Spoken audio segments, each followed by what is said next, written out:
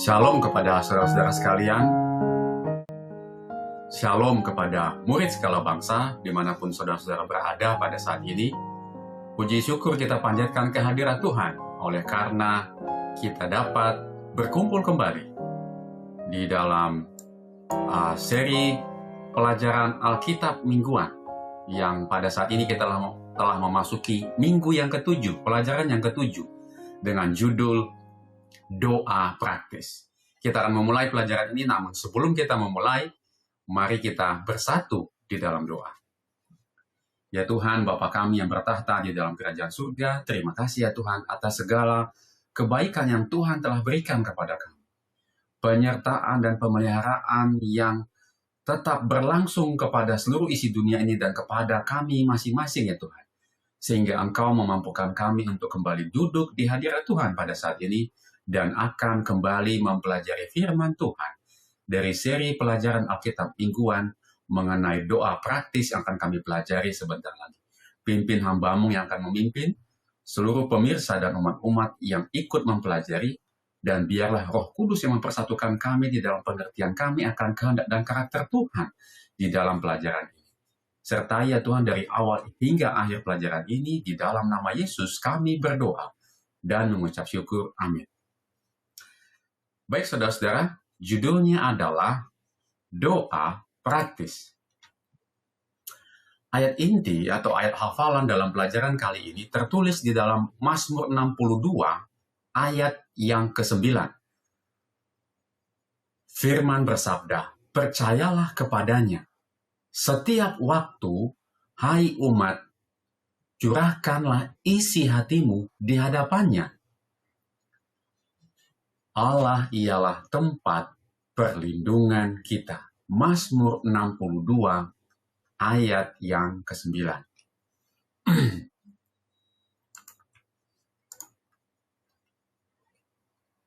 Apakah kehidupan doa Anda saat ini? Seberapa sering Anda berdoa? Seberapa sungguh-sungguh? Seberapa besar harapan Anda akan jawabannya? Apakah Anda berdoa setiap hari? Atau hanya ketika dalam keadaan darurat? Apakah doa-doa Anda selalu berisi permintaan? Ataukah Anda juga memuji dan bersyukur kepada Allah? Nah, ini ada pertanyaan yang pada pelajaran kali ini kita ingin apa? Renungkan di dalam hati kita mengenai kehidupan berdoa kita. Mungkin Anda biasa berdoa di pagi hari sebelum makan, atau di sela-sela kesibukan sepanjang hari. Mungkin Anda pernah menjadi bagian dari kelompok doa, atau bahkan merasakan apa artinya berdoa sepanjang waktu. Pernahkah Anda mengalami kuasa dan hadirat Allah melalui doa yang mengubah segalanya dalam hidup Anda? Doa adalah hubungan yang konstan antara kita, yaitu ranting, dan Yesus, yaitu pokok anggur. Jikalau kita mau bertumbuh dengan subur, maka kita harus tidak henti-hentinya mengisap zat dan makanan dari pokok anggur kehidupan itu. Karena terpisah dari pokok anggur itu, kita tidak memiliki kekuatan. Dikutip dari Ellen G. White, tulisan-tulisan permulaan, halaman 153. Inilah berkat dari doa yang tetap dan berkesinambungan. Allah mendengar kita, dan Dia selalu menjawab sesuai waktu dan caranya yang sempurna, meskipun tidak selalu seperti yang kita inginkan. Nah, pekan ini mari kita pelajari lebih lanjut tentang tokoh-tokoh Alkitab yang memiliki kehidupan doa yang luar biasa, dan pertimbangkan cara-cara praktis untuk menguatkan kehidupan doa kita sehari-hari. Ya, setelah pekan lalu kita belajar mengenai Daniel, Henokh, dan Musa, para pejuang doa pelajaran pekan yang lalu. Nah, kita pada saat ini akan kembali melanjutkan pelajaran kita mengenai Elia, Hana, dan Daniel. Kembali kita akan pelajari dari sisi pelajaran yang lain. Baik saudara-saudara, kita akan memasuki pelajaran hari Minggu. Pelajaran hari Minggu, Elia berdoa di tengah krisis. Nabi Elia hidup dalam masa yang sangat jahat. Raja Ahab melakukan lebih banyak kejahatan, sehingga ia menimbulkan sakit hati Tuhan. Allah Israel, lebih dari semua raja-raja Israel yang mendahuluinya. Puncak dari pelayanan Elia adalah konfrontasi di Gunung Karmel. Dalam klimaks cerita yang luar biasa ini, Ahab dan seluruh bangsa menyaksikan secara langsung bahwa Tuhan menjawab doa. Momen ini sangat bersejarah bagi bangsa Israel. Bacalah 1 Raja-Raja 19 ayat 1-18. Perhatikan secara khusus doa Elia dan tanggapan Tuhan. Apakah yang menjadi inti dari kekecewaan Elia? Mengapa tanggapan Tuhan berbeda dari apa yang terjadi di Gunung Karmel? Mari kita baca. Ketika Ahab memberitahukan kepada Izebel segala sesuatu yang dilakukan Elia dan perihal Elia membunuh semua nabi itu dengan pedang, maka Izebel menyuruh seorang suruhan mengatakan kepada Elia, beginilah kiranya para Allah menghukum aku. Bahkan lebih lagi daripada itu, jika besok kira-kira pada waktu ini aku tidak membuat nyawamu sama seperti nyawa salah seorang dari mereka itu, maka takutlah ia, lalu bangkit dan menyelamatkan nyawanya. Dan setelah sampai ke Beersheba yang termasuk wilayah Yehuda, ia meninggalkan bujangnya di sana. Tetapi ia sendiri masuk ke padang gurun, sehari seperjalanan jauhnya, lalu duduk di bawah sebuah pohon arar. Kemudian ia ingin mati, katanya, cukuplah itu, sekarang ya Tuhan, ambillah nyawaku, sebab aku ini tidak lebih baik daripada nenek moyangku. Sesudah itu ia berbaring dan tidur di bawah pohon arar itu. Tetapi tiba-tiba seorang malaikat menyentuh dia serta berkata kepadanya, bangunlah, makanlah. Ketika ia melihat sekitarnya, maka pada sebelah kepalanya ada roti bakar dan sebuah kendi berisi air. Lalu ia makan dan minum, kemudian berbaring pula. Tetapi malaikat Tuhan datang untuk kedua kalinya dan menyentuh dia serta berkata, bangunlah, makanlah, sebab kalau tidak, perjalananmu nanti terlalu jauh bagimu. Maka bangunlah ia lalu makan dan minum. Dan oleh kekuatan makanan itu, ia berjalan 40 hari, 40 malam lamanya sampai ke gunung Allah, yaitu Gunung Horeb. Di sana masuklah ia ke dalam sebuah gua dan bermalam di situ. Maka firman Tuhan datang kepadanya demikian. Apakah kerjamu di sini, Elia? Jawabnya, aku bekerja segiat-giatnya bagi Tuhan. Tuhan semesta alam. Karena orang Israel meninggalkan perjanjianmu, meruntuhkan mezbah-mezbahmu dan membunuh nabi-nabimu dengan pedang. Hanya aku seorang dirilah yang masih hidup, dan mereka ingin mencabut nyawaku. Lalu firman-Nya, keluarlah dan berdiri di atas gunung itu di hadapan Tuhan. Maka Tuhan lalu, angin besar dan kuat yang membelah gunung-gunung dan memecahkan bukit-bukit batu, mendahului Tuhan. Tetapi tidak ada Tuhan dalam angin itu. Dan sesudah angin itu datanglah gempa, tetapi tidak ada Tuhan dalam gempa itu. Dan sesudah gempa itu datanglah api, tetapi tidak ada Tuhan dalam api itu. Dan sesudah api itu datanglah bunyi angin sepoi-sepoi basah. Segera sesudah Elia mendengarnya, ia menyelubungi mukanya dengan jubahnya, lalu pergi keluar dan berdiri di pintu gua itu. Maka datanglah suara kepadanya yang berbunyi, apakah kerjamu di sini, hai Elia? Jawabnya, aku bekerja segiat-giatnya bagi Tuhan, Allah semesta alam. Karena orang Israel meninggalkan perjanjianmu, meruntuhkan mezbah-mezbahmu, dan membunuh nabi-nabimu dengan pedang. Hanya aku seorang dirilah yang masih hidup, dan mereka ingin mencabut nyawaku.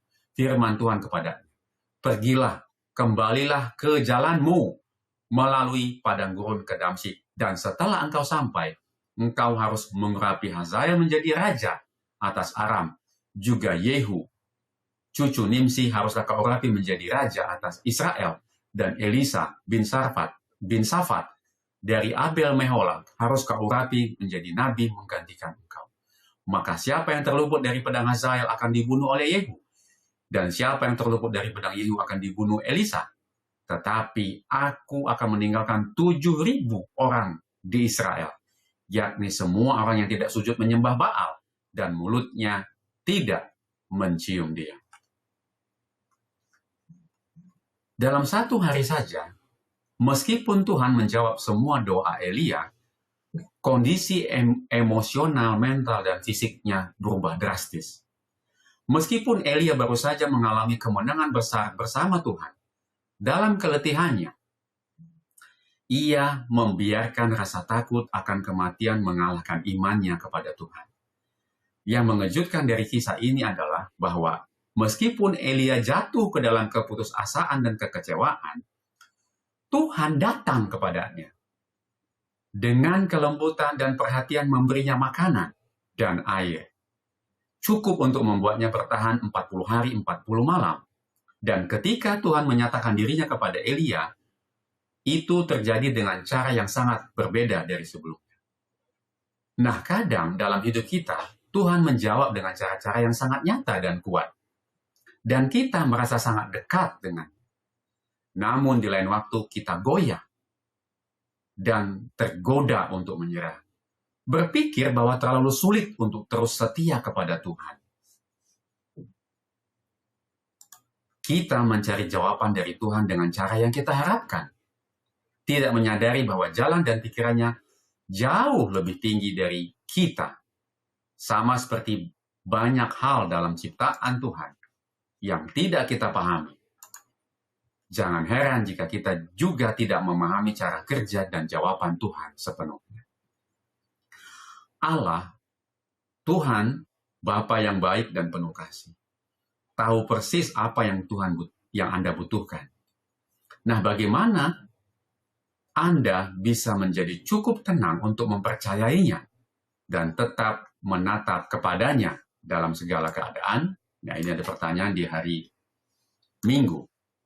Mari kita coba bahas strategi menjadi tenang dalam krisis. Bagaimana kita bisa tetap tenang dan percaya ketika dunia terasa runtuh? Belajar dari cara Tuhan menangani Elia. Ya, di sini kita dapat lihat, kita bisa praktekkan kepada seseorang mungkin yang membutuhkan pertolongan ketika mereka lemah dan goyah dalam keimanan. Penuhi kebutuhan dasar, yaitu apa? Istirahat.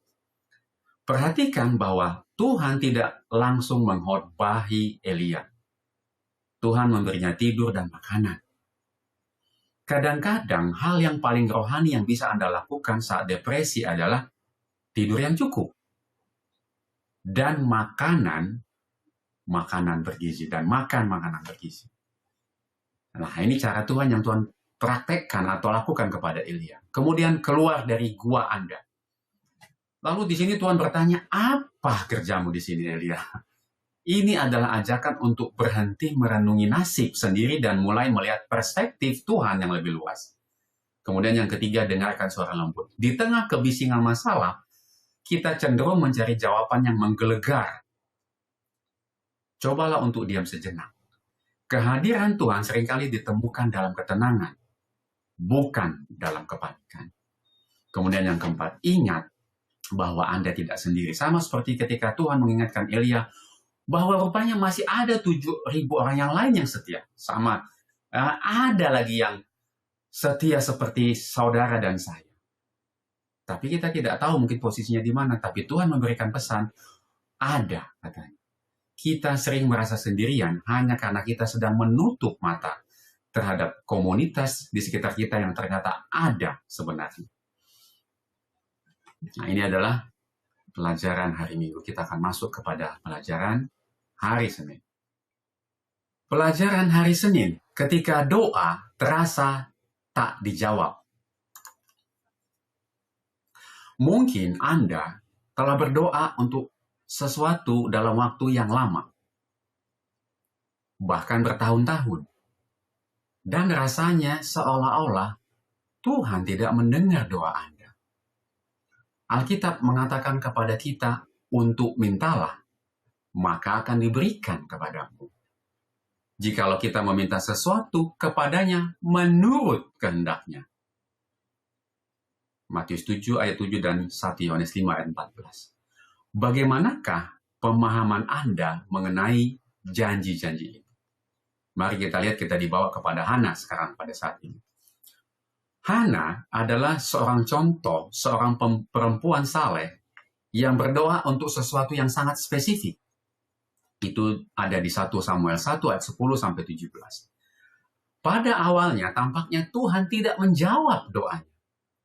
Tetapi ia tekun, ya, dan dia terus berdoa.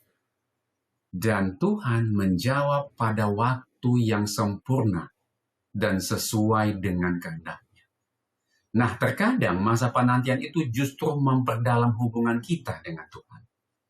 Karena kita belajar untuk lebih percaya kepadanya. Mazmur 62:9 mengatakan, percayalah kepadanya setiap waktu. Hai umat, curahkanlah isi hatimu di hadapannya. Tuhan ialah tempat perlindungan kita. Percaya. Apakah kita percaya bahwa Tuhan sungguh tahu apa yang terbaik? Bahkan ketika kita tidak melihat jawaban langsung atas doa kita, apakah kita percaya bahwa pada akhirnya Ia akan menjawab pada waktu dan cara yang sempurna? Terkadang doa kita tidak dijawab secepat yang kita harapkan atau dengan cara yang kita inginkan. Apa nasihat Alkitab mengenai hal ini? Mari kita perhatikan, ada beberapa poin di sini. Yang pertama, carilah kehendak Tuhan, bukan kehendak Anda sendiri. Pertimbangkan motivasi Anda. Yang ketiga, renungkanlah apakah ada dosa yang masih Anda pertahankan. Kemudian yang keempat, tinggallah di dalam Tuhan dan dalam firman-Nya. Milikilah iman saat Anda berdoa. Kemudian yang kelima, pertimbangkan keadaan hati Anda. Apakah kita sedang rendah hati atau sombong? Kemudian tetaplah tekun. Kemudian ampunilah orang lain. Dan yang terakhir di sini, 1, 2, 3, 4, 5, 6, 7, dan yang ke-8, pada akhirnya, setelah ampunilah orang lain, Tuhan melihat gambaran besar dan mengetahui apa yang terbaik bagi kita. Terkadang jawabannya hanya seperti yang ia berikan kepada Paulus. Cukuplah kasih karuniaku bagimu. 2 Korintus 12 ayat 9. Nah, fakta penting yang menentukan respons kita terhadap doa yang tampaknya tak terjawab adalah gambaran kita tentang Tuhan. Jika kita melihat Tuhan berada jauh dan tidak peduli, hubungan kita dengannya akan melemah. Dalam seperti waktu inilah, masa seperti ini, carilah dalam Alkitab bukti kasih dan perhatiannya kepada Anda. Dan berdoalah agar gambaran Anda yang keliru tentang Dia menjadi semakin terbuka dan semakin jelas. Pelajaran hari Selasa, Yesus mengajarkan kita bagaimana berdoa. Pada zaman Yesus, doa-doa yang panjang dan disusun dengan hati-hati seperti sebuah pertunjukan, menggunakan kata-kata yang rumit dan sering dihafalkan sangat dihargai. Yesus tidak mengatakan hal baik tentang jenis doa seperti ini. Ia mengungkapkan bahwa doa semacam itu hanyalah pertunjukan kesalehan yang mencolok. Para murid melihat Yesus berdoa, dan mereka tahu bahwa doa adalah bagian penting dari hidupnya. Saat mereka mengamati Yesus, mereka melihat kontras dengan para pemimpin agama dan menyadari bahwa doa lebih dari yang pernah mereka pikirkan. Maka para murid datang kepada Yesus dan berkata, Tuhan, ajarlah kami berdoa. Lukas 11 ayat 1. Nah, Yesus memberikan teladan kepada para muridnya dan kepada kita, bahwa kita dapat berdoa secara sederhana dalam bahasa sehari-hari. Ia menunjukkan bahwa doa kita harus tulus dan berasal dari hati. Bacalah Lukas 11 ayat 2-4 dan Matius 6 ayat 5-15 dan perhatikan aspek-aspek berikut dari doa yang diajarkan oleh Yesus. Mari kita buka Lukas 11 ayat 2-4. Jawab Yesus kepada mereka, apabila kamu berdoa, katakanlah, Bapa, dikuduskanlah namamu. Datanglah kerajaan.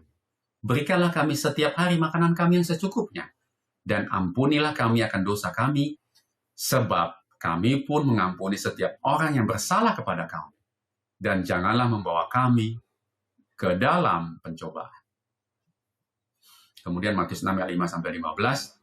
Dan apabila kamu berdoa, janganlah berdoa seperti orang munafik. Mereka suka mengucapkan doanya dengan berdiri dalam rumah-rumah ibadat dan pada tikungan-tikungan jalan raya, supaya mereka dilihat orang. Aku berkata kepadamu, sesungguhnya mereka sudah mendapat upahnya. Tetapi jika engkau berdoa, masuklah ke dalam kamarmu, tutuplah pintu, dan berdoalah kepada Bapamu yang ada di tempat tersembunyi. Maka Bapamu yang melihat yang tersembunyi akan membalaskannya kepadamu. Lagi pula dalam doamu itu janganlah kamu bertele-tele, seperti kebiasaan orang yang tidak mengenal Tuhan. Mereka menyangka bahwa karena banyaknya kata-katanya dalam doanya, doanya itu akan dikabulkan. Jadi janganlah kamu seperti mereka. Karena Bapamu mengetahui apa yang kamu perlukan sebelum kamu minta kepadanya. Karena itu berdoalah demikian. Bapa kami yang di surga, dikuduskanlah namamu. Datanglah kerajaanmu, jadilah kehendakmu di bumi seperti di surga. Berikanlah kami pada hari ini makanan kami yang secukupnya, dan ampunilah kami akan kesalahan kami seperti kami juga mengampuni orang yang bersalah kepada kami. Dan janganlah membawa kami ke dalam pencobaan, tetapi lepaskanlah kami daripada yang jahat, karena engkaulah yang mempunyai kerajaan dan kuasa dan kemuliaan sampai selama-lamanya. Amin. Karena jikalau kamu mengampuni kesalahan orang, Bapamu yang di surga akan mengampuni kamu juga.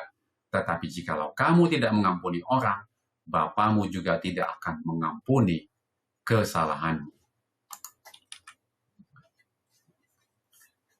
Jadi kita akan lihat beberapa aspek-aspek berikut dari doa yang diajarkan oleh Yesus setelah kita tadi sudah membaca ayat tadi. Ya, mari kita lihat. Yang pertama, Bapa kami yang di surga. Ini berarti kita mengakui hubungan pribadi Anda dengan Bapa segala sesuatu. Yang kedua, dikuduskanlah namamu. Ini berarti mengakui kekudusan Tuhan. Membuat kita datang dengan rasa hormat dan takut akan Tuhan. Yang ketiga, datanglah kerajaanmu. Ini berarti kita merindukan kedatangan kembali Tuhan dan kehadiran Roh Kudus dalam hidup kita hingga saat itu tiba. Nah, apakah kita rindu akan kedatangan? Ya, kalau kita berdoa tapi kita tidak rindu akan kedatangannya, ya doa kita doa yang bagaimana? Ya. Lalu di dalam doa kita ini menjadi kunci yang sungguh sangat penting. Jadilah kehendakmu di bumi seperti di surga. Itu artinya menyerahkan diri dan berdoa agar kehendak Tuhan yang jadi dalam hidup kita. Percaya bahwa Ia tahu yang terbaik, bukan hanya meminta yang kita inginkan. Dan kita tahu bahwa kehendak Tuhan itu adalah apa?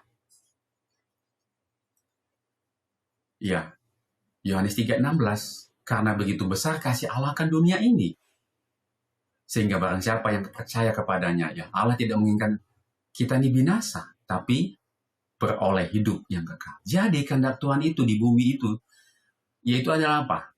Kehendak Tuhan di bumi seperti di surga itu adalah supaya kita tidak binasa, supaya kita beroleh hidup yang kekal.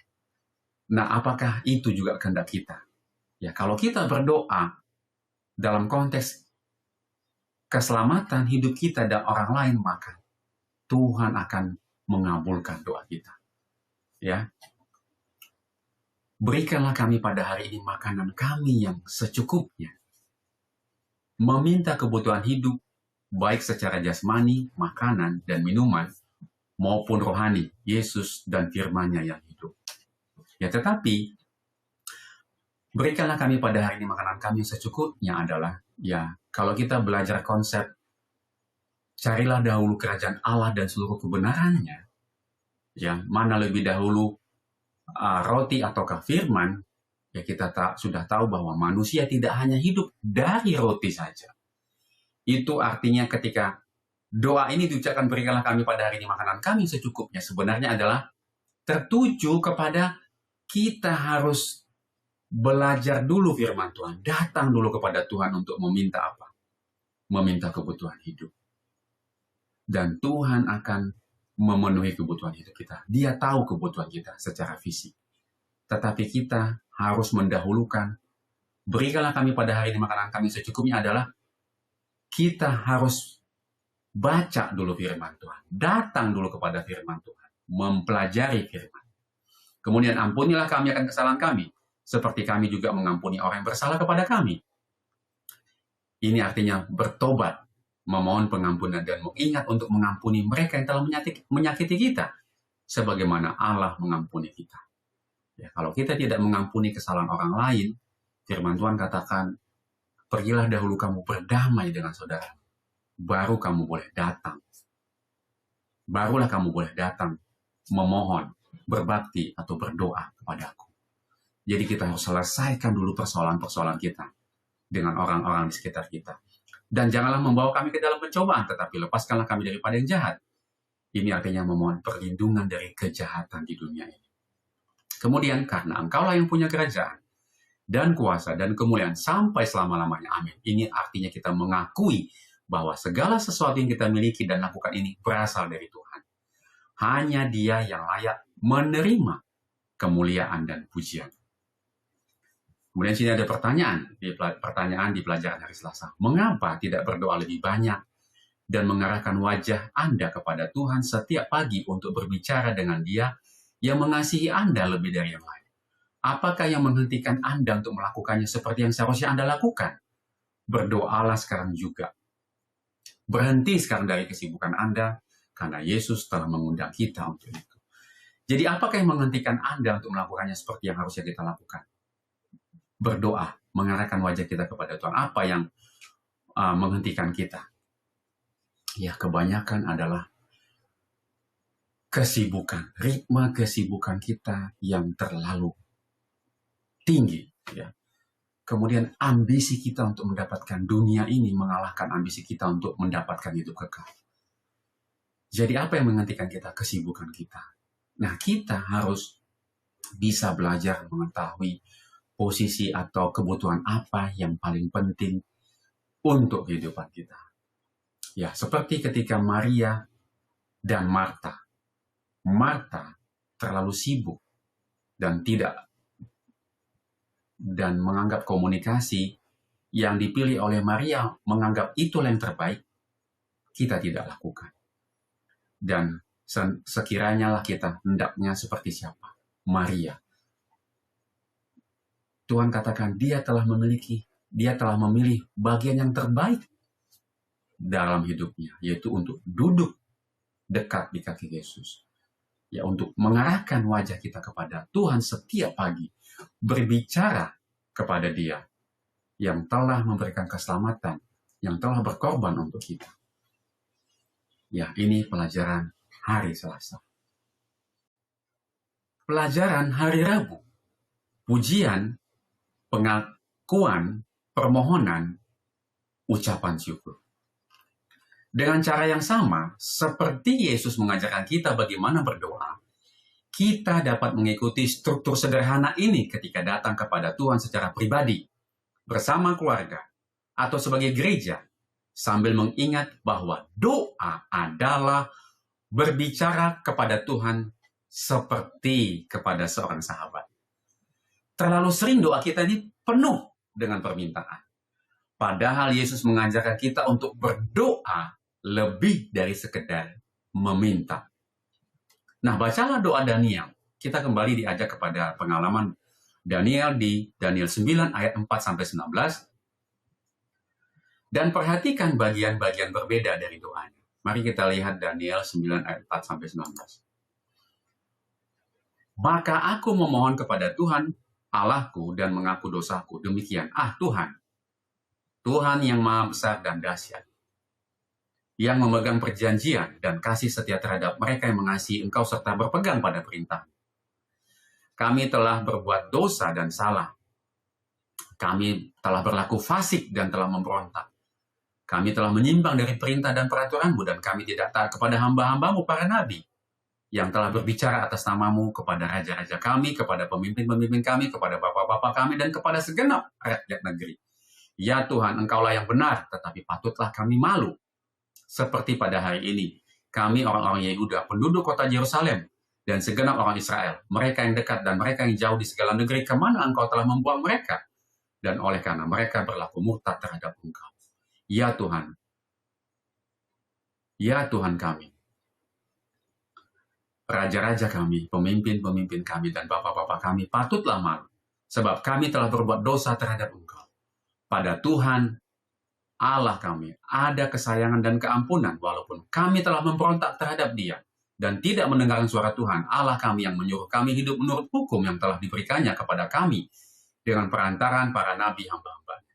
Segenap orang Israel telah melanggar hukum-Mu dan menyimpang karena tidak mendengarkan suara-Mu. Sebab itu telah dicurahkan ke atas kami kutuk dan sumpah yang tertulis dalam kitab Taurat Musa, hamba Tuhan itu. Sebab kami telah berbuat dosa terhadap Dia. Dan telah ditetapkannya firman-Nya yang diucapkannya terhadap kami dan terhadap orang-orang yang telah memerintah kami, yakni bahwa akan didatangkannya kepada kami malapetaka yang besar, yang belum pernah terjadi di bawah semesta langit seperti di Yerusalem. Seperti yang tertulis dalam kitab Taurat Musa, segala malapetaka ini telah menimpa kami dan kami tidak memohon belas kasihan Tuhan Allah kami, dengan berbalik dari segala kesalahan kami dan memperhatikan kebenaran yang daripada-Mu. Sebab itu Tuhan bersiap dengan malapetaka itu dan mendatangkannya kepada kami, karena Tuhan Allah kami adalah adil dalam segala perbuatan yang dilakukannya, tetapi kami tidak mendengarkan suara-Nya. Oleh sebab itu, ya Tuhan, yang telah membawa umat-Mu keluar dari tanah Mesir dengan tangan yang kuat dan memasukkan nama-Mu, seperti pada hari ini kami telah berbuat dosa, kami telah berlaku fasik, ya Tuhan, sesuai dengan belas kasihan-Mu, biarlah kiranya murka dan amarah-Mu berlalu dari Yerusalem, kota-Mu, gunung-Mu yang kudus, oleh sebab oleh karena dosa kami dan oleh karena kesalahan nenek moyang kami, maka Yerusalem dan umat-Mu telah menjadi celah bagi orang yang di sekeliling kami. Oleh sebab itu, dengarkanlah, ya Tuhan kami, doa hamba-Mu ini, dan permohonannya, dan sinarilah tempat kudus-Mu yang telah musnah ini dengan wajah-Mu, demi Tuhan sendiri. Ya Tuhan, arahkanlah telinga-Mu, dan dengarlah. Bukalah mata-Mu, dan lihatlah kebinasaan kami, dan kota yang disebut dengan nama-Mu. Sebab kami menyampaikan doa permohonan kami ke hadapan-Mu, bukan berdasarkan jasa-jasa kami, tetapi berdasarkan kasih sayang-Mu yang berlimpah-limpah. Ya Tuhan, dengarkanlah. Ya Tuhan, ampunilah. Ya Tuhan, perhatikanlah. Dan bertindaklah dengan tidak bertangguh. Oleh karena Engkau sendiri, Tuhanku, sebab kota-Mu dan umat-Mu disebut dengan nama-Mu. Pertimbangkan bagaimana Anda dapat memasukkan komponen-komponen berikut ini ke dalam doa Anda. Yang pertama, pujian. Pujian adalah ungkapan kekaguman atas siapa Tuhan dan seperti apa sifatnya. Bacalah Mazmur 100, sebuah lagu pujian yang indah kepada Tuhan. Ya, kita lihat sejenak Mazmur 100 ini. Ya, cuma sedikit. Ya, ini pujian kepada Tuhan. Ya. Sebuah lagu pujian yang indah kepada Tuhan. Renungkanlah berbagai nama Tuhan dan karakternya yang luar biasa. Pujilah Dia sebagai penebus, juru selamat, penghibur, tabib, gembala yang baik, Alfa dan Omega, batu karang Anda. Nah, ini hanya untuk menyebut beberapa namanya. Kemudian, setelah pujian yang mengatakan kepada kita bagaimana ungkapan kekaguman kita atas siapa Tuhan dan seperti apa sifatnya, maka bagian berikutnya adalah pengakuan dosa dan pengampunan. Ketika kita berbicara dan tinggal di dalam Tuhan, kita tidak bisa melepaskan hal-hal yang mungkin menghalangi atau memisahkan kita darinya. Semakin dekat kita kepadanya, semakin kita menyadari ketidaklayakan dan kehancuran kita. Ini mendorong kita untuk memohon agar Ia menghapus dosa-dosa kita dan membentuk karakter kita serupa dengannya. Jika kita mengharapkan pengampunan dari Tuhan, kita juga harus siap mengampuni orang lain. Karena itu, hendaklah kamu saling mengaku dosamu dan saling mendoakan supaya kamu sembuh. Doa orang benar bila dengan yakin didoakan sangat besar kuasanya. Yakobus 5 ayat 16. Kemudian permohonan. Apa tantangan yang sedang Anda hadapi dalam keluarga, persahabatan, kesehatan, keuangan, pekerjaan, atau pendidikan, di mana secara spesifik Anda memerlukan tuntunan tangan Tuhan? Siapa yang memerlukan dukungan Anda, dan bagaimana Anda bisa memberikan yang terbaik? Berdoalah secara spesifik untuk hal-hal dan orang-orang ini, sambil memohon agar kehendak Allah yang jadi, kehendak Tuhan yang jadi. Jadi ketika kita telah memuji Tuhan dalam pujian, kemudian kita telah mengakui dosa dan kesalahan kita, dan kita meminta pengampunan, maka barulah kita layak mengajukan permohonan. Karena tidak akan mungkin ketika saudara berkunjung ke rumah orang memohon kepada dia, ya, kalau tidak ada komunikasi dan hubungan yang baik terlebih dahulu, kalau Anda tidak ada masalah, ya kalau Anda tidak ada masalah dengan orang datang ke rumah orang, barulah Anda bisa berkomunikasi dengan baik dan memohon sesuatu kepadanya, bukan? Selesaikan dulu, kan bukan begitu? Ya sama, ketika kita dengan Tuhan juga, selesaikan dulu masalah kita kepada Tuhan, meminta pengampunan, bertobat, mengakui segala kesalahan kita yang telah kita perbuat, barulah kita bisa memohon kepada Tuhan. Kepada manusia saja seperti itu, apalagi kepada siapa? Kepada Tuhan. Apa tantangan yang sedang Anda hadapi? Jadi kita berdoa untuk permohonan untuk diri kita, dan juga kita berdoa dan bermohon juga untuk kebutuhan orang lain. Sama seperti Musa tadi, dia mengantarai dalam pelajaran pekan yang lalu. Dan doa kita tuh, kalau doa kita adalah doa yang egois, ya kita tidak akan dijawab doanya. Tetapi di dalam permohonan kita harus juga memohonkan untuk orang lain. Ya, tentunya dalam konteks apa? Tadi apa kehendak Tuhan? Yaitu supaya setiap orang tidak binasa, melainkan beroleh hidup yang kekal. Sama seperti pekerjaan Musa membawa orang keluar dari Mesirnya, dosa atau maut itu melewati padang gurun dan masuk ke dalam tanah Kanaan surgawi. Itulah permohonan kita untuk orang-orang, bagi diri kita sendiri dan bagi orang lain yang ada di sekitar kita. Kemudian, setelah kita melakukan permohonan, tentunya kita akan mengucap syukur. Ucapan syukur secara otomatis akan kita berikan kepada Tuhan karena secara otomatis keselamatan itu telah menjadi bagian dari kita. Keselamatan adalah bagian dari kita, tetapi respon kita terhadap keselamatanlah yang membuat kita tidak selamat. Ucapan syukur itu adalah bahwa kita telah diselamatkan oleh Tuhan. Ya, di sini dikatakan, dan pikirkan tentang berkat-berkat dalam hidup Anda. Berkat utama dalam hidup kita tentunya adalah keselamatan hidup kekal itu, ketidakbinasaan itu. Ya, mungkin Anda mengingat akan hal yang besar, tetapi bagaimana dengan hal kecil yang sering kita anggap biasa? Kita adalah penerima belas kasih Allah yang terus-menerus. Namun betapa sedikitnya ucapan syukur atas belas kasih yang terus-menerus atau anugerah keselamatan yang telah Tuhan berikan kepada kita yang kita sampaikan. Dan betapa jarangnya kita memujinya atas apa yang telah Ia lakukan bagi kita. Apa sajakah yang perlu Anda pujikan kepada Tuhan? Akui kepadanya dan minta kepadanya dan syukur kepadanya. Syukuri kepadanya. Mengapa kita tidak melakukannya sekarang juga? Yaitu apa? Keselamatan. Yaitu hidup kekal yang Tuhan telah berikan kepada kita.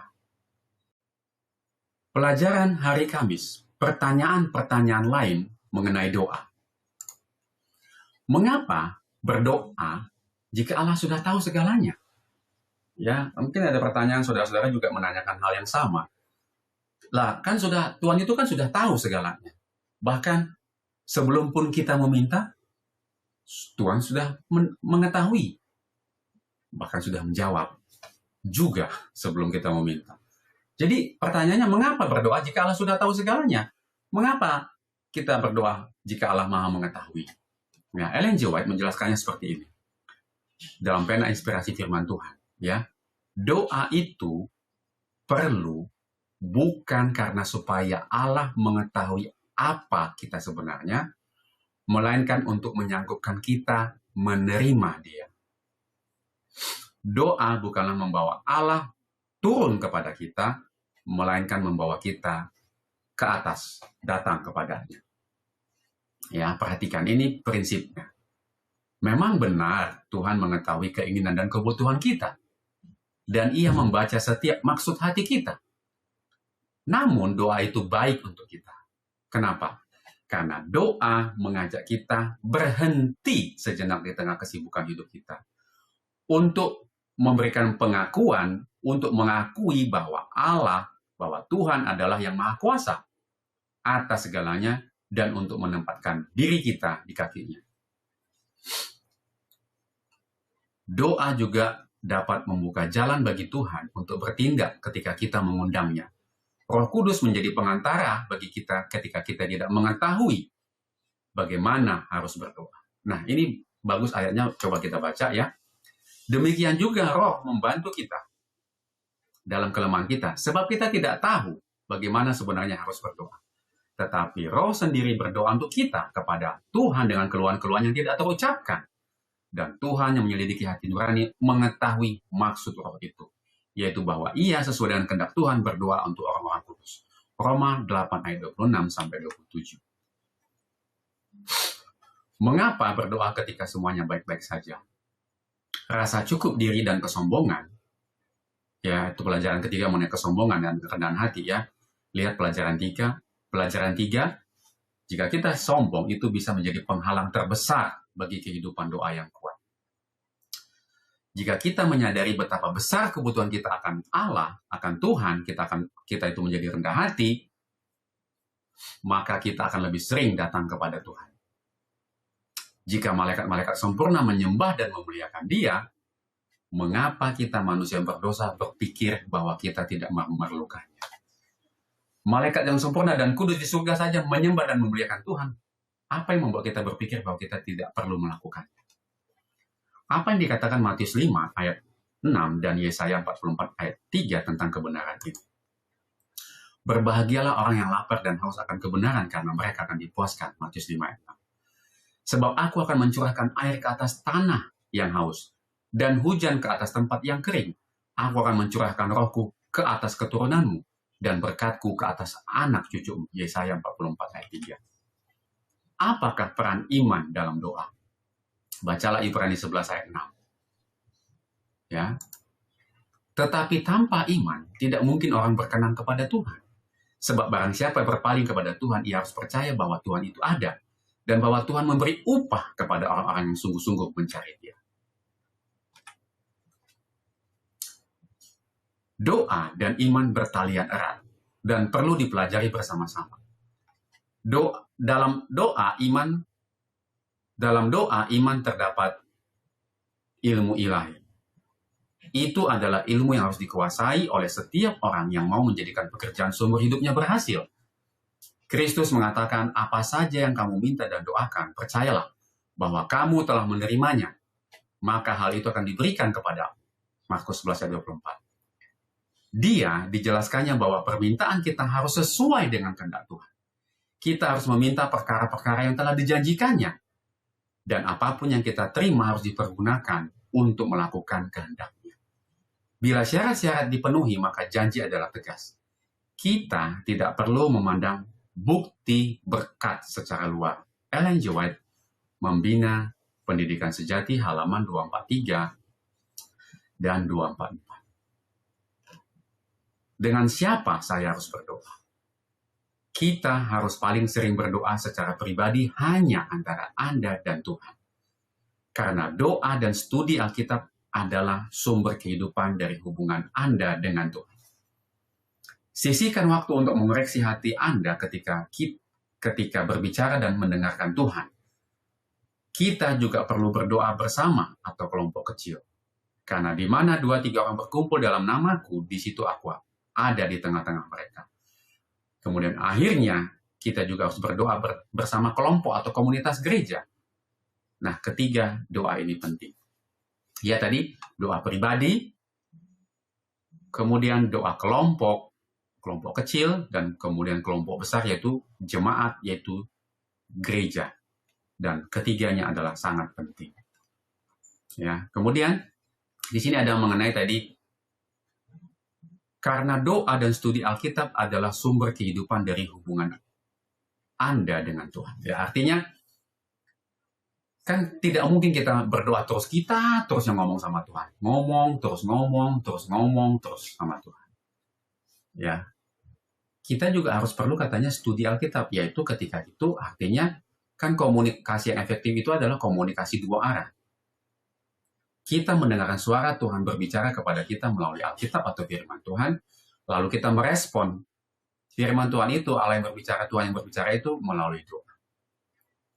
Tapi mungkin bagi saudara-saudara ada yang terlalu sering kita terus yang berbicara, berdoa terus kepada Tuhan, tapi kita nggak pernah baca Alkitabnya, firman-Nya.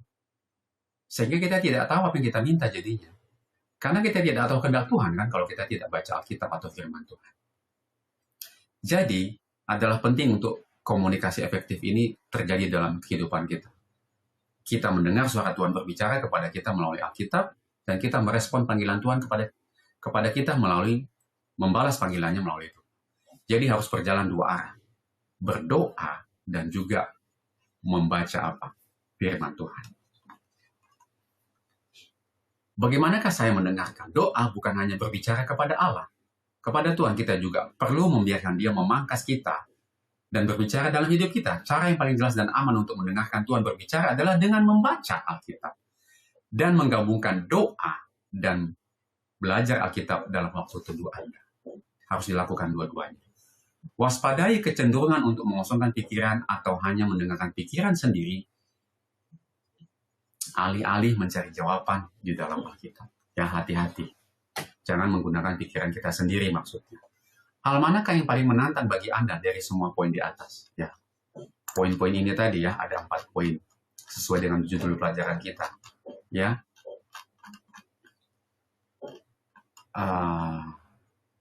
poin-poin itu adalah, ini banyak ya.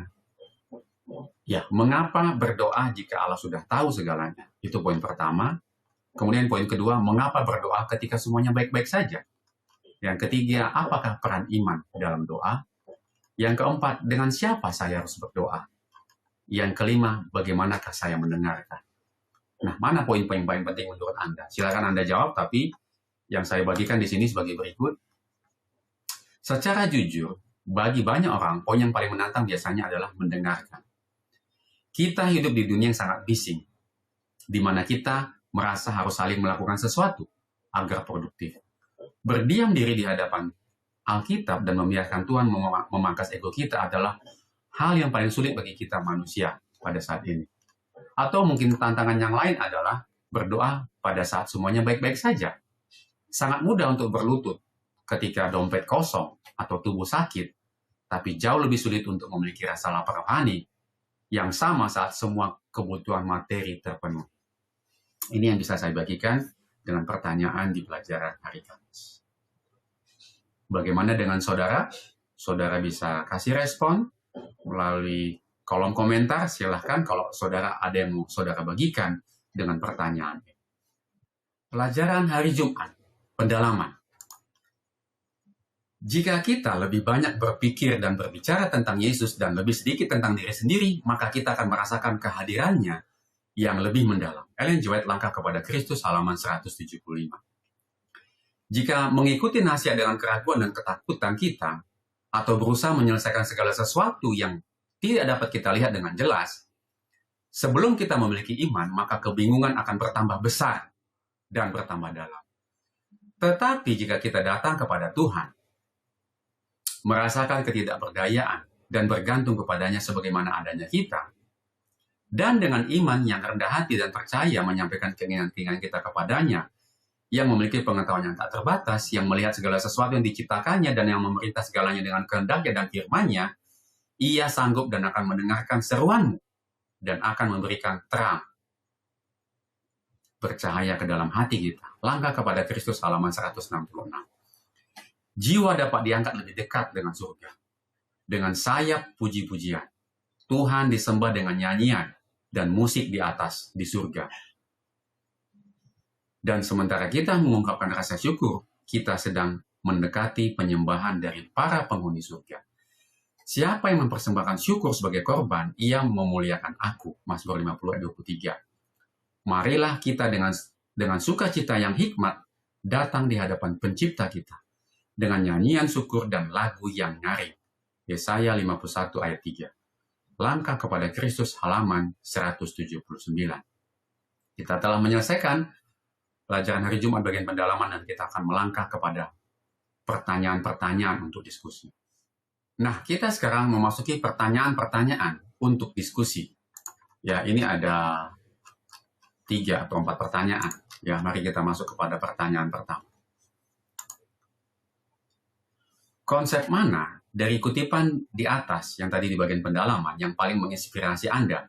Konsep mana yang paling menantang bagi Anda secara pribadi? Ya, tadi sebenarnya sudah disinggung sedikit. Yang paling menginspirasi konsep bahwa puji-pujian adalah sayap. Nah, kenapa ini? Ya, seringkali kita merasa doa adalah beban atau tugas. Namun, ketika kita memuji, kita sebenarnya sedang bergabung dengan harmoni alam semesta dan penghuni surga. Ini mengubah suasana hati dari depresi menjadi kemenangan. Dan di dalam berdoa, puji-pujian ini jarang kita lakukan. Kita seringnya meminta. Ya. Kemudian, yang paling menantang, berhenti mengikuti nasihat keraguan dan ketakutan. Manusia secara alami cenderung ingin melihat solusi sebelum percaya. Datang dalam kondisi merasa tidak berdaya justru adalah syarat agar kekuatan Tuhan bekerja. Dan itu sangat sulit bagi ego kita yang ingin merasa memegang kendali. Yaitu pertanyaan yang pertama.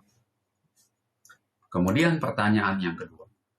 Pelajaran lain apakah yang kita pelajari dari kehidupan doa tokoh-tokoh Alkitab dari Esra, ya, kemudian Esra 10 ayat 1, kemudian 2 Raja-Raja 13 ayat 4, Yohanes 4 ayat 2, dan 3, Habakuk 3 ayat 1, kemudian 2 Raja-Raja 19 ayat 14-19, kemudian Yeremia 32 ayat 16-25, kemudian Nehemia 1 ayat 4-11, dan 1 Raja-Raja 8 ayat 22-54. Ya, ini sudah saya singgung sebagian di pelajaran pekan lalu ya, di pejuang-pejuang doa. Ya, mari kita lihat apa yang bisa dibagikan di sini kembali. Esra, ya. Dari Esra ini mengenai doa, ratapan atau pertobatan. Esra menangis dan merebahkan diri di depan bait Allah demi dosa bangsa. Dia merebahkan diri di depan bait Tuhan demi dosa bangsa.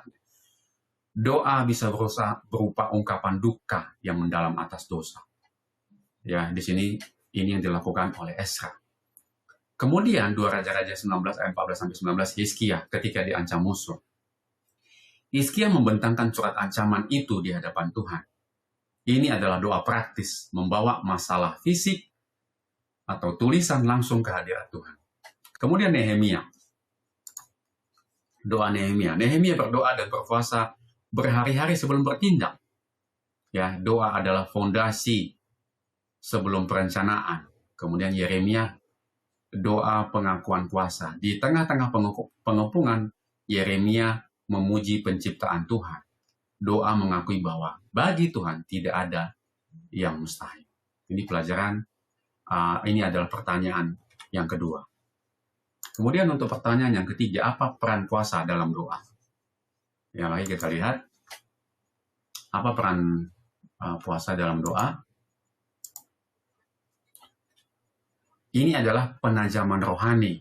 Ya, ini bukan menyogok Tuhan untuk mengabulkan doa kita. Ya, bukan. Ini adalah penajaman rohani dengan menahan lapar atau dengan menahan lapar fisik kita melatih diri kita untuk lebih lapar akan hal-hal rohani. Kemudian kerendahan hati menunjukkan bahwa kita bergantung pada Tuhan lebih daripada makanan harian kita. Kemudian fokus membantu pikiran kita lebih jernih dan terpusat pada Tuhan, melepaskan gangguan-gangguan duniawi demi jawaban atau bimbingan khusus. Ya, ini pertanyaan nomor 3. Kemudian yang keempat, adakah sesuatu yang baru yang ingin Anda ubah atau terapkan dalam kehidupan doa Anda sebagai hasil pelajaran pekan ini? Jika ya, mengapa tidak mulai sekarang? Ini adalah lebih kepada pribadi saudara masing-masing ya. Ya, apakah ada sesuatu yang baru yang ingin Anda ubah atau terapkan dalam kehidupan doa Anda? Ya, kalau saya secara pribadi, bersama keluarga juga kami ada diskusi, ya, bahwa di dalam doa kita sering lupa untuk menyampaikan pujian kepada Tuhan. Nah, ini sangat penting untuk menyampaikan pujian kepada Tuhan ya. Jangan lupa. Nah, ini yang saya mau ubah, memuji Tuhan lebih banyak lagi, bukan karena ya karena kita lupa bahwa itu harus kita sampaikan akan hal-hal apa yang Tuhan telah lakukan dalam hidup kita, dan memuji bahwa Tuhan itu adalah pencipta kita yang telah memelihara kita, dan Dia adalah Tuhan yang agung. Merenungkan lebih dalam supaya kita bisa memuji lebih banyak kepada Tuhan. Ini yang saya mau ubah kalau saya secara pribadi, dan saya sudah mulai coba untuk setiap kali berdoa mulai sekarang saya akan coba untuk apa? Menyampaikan juga jangan melupakan pujian kepada Tuhan. Ya, inilah pertanyaan-pertanyaan, dan saya akan menyampaikan panggilan kepada kita di dalam pelajaran pada saat ini. Ya, panggilannya adalah, saudara-saudara, kita telah belajar bagaimana doa membawa Elia melewati masa krisis. Kemudian kita juga telah belajar bagaimana ketekunan Hana mendatangkan jawaban pada waktunya yang sempurna, dan bagaimana Daniel mempraktekkan doa yang seimbang. Jangan biarkan firman Tuhan pekan ini hanya menjadi sekedar pengetahuan rohani. Saya memanggil untuk marilah ambil komitmen hari ini juga kepada masing-masing kita. Bagikan waktu secara khusus setiap pagi sebelum Anda memulai kesibukan. Datanglah kepada Bapa bukan hanya membawa daftar belanjaan permintaan, tetapi mulailah dengan pujian. Tadi yang saya sudah akui saya kurang lakukan. Kemudian jangan lupa kita untuk membuat pengakuan, kemudian permohonan, dan ucapan syukur seperti yang telah kita pelajari. Tuhan Yesus selalu menanti untuk mendengar isi hati Anda. Mengapa harus menunggu besok? Mari kita tundukkan kepala dan mulailah berdoa sekarang juga kepadanya. Inilah pelajaran kita pada saat ini, doa praktis, dan semoga semakin meningkatkan kerinduan kita untuk berdoa kepada Tuhan. Dan kita akan tutup pelajaran pada saat ini. Mari kita bersatu di dalam doa. Ya Tuhan, Bapa kami yang bertahta di dalam kerajaan surga, terima kasih atas segala kebaikan Tuhan yang telah memimpin kami dalam pelajaran doa praktis, melanjutkan para pejuang doa pelajaran pekan yang lalu. Dan kami belajar lebih dalam setelah kami dibawa belajar mengenai doa Daniel, Henok, dan Musa. Pada saat ini kami dibawa mengenai doa Elia, kemudian Hana, dan kembali mengenai Daniel. Terima kasih ya Tuhan atas segala pelajaran tentang doa ini. Dan ini mengingatkan kami bagaimana cara kami berdoa kepada Tuhan. Dan biarlah kami menjadi saksi melalui doa-doa kami. Terima kasih ya Tuhan, kami serahkan doa dan permohonan ini kepada Bapa melalui perantaraan Yesus Kristus, Juru Selamat kami. Di dalam nama Yesus kami berdoa dan mengucap syukur. Amin.